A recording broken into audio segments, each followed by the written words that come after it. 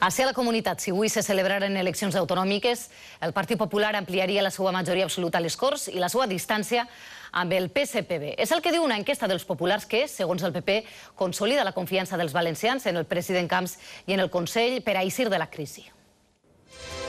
Segons l'enquesta, el PP ampliaria la majoria absoluta a les Corts. Aconseguiria 57 o 58 escons, entre 3 i 4 representants més que el 2007.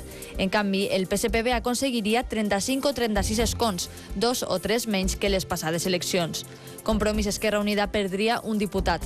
Diu el sondeig que més d'un 45% dels enquestats prefereix Francisco Camps com a president de la Generalitat davant del 18% que tria Jorge Alarte.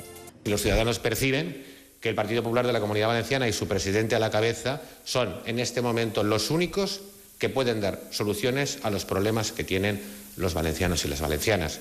Més del 40% dels ciutadans triaria un govern popular per a crear ocupació, reduir els impostos i defendre els interessos dels valencians, quasi el doble dels que preferirien un govern socialista.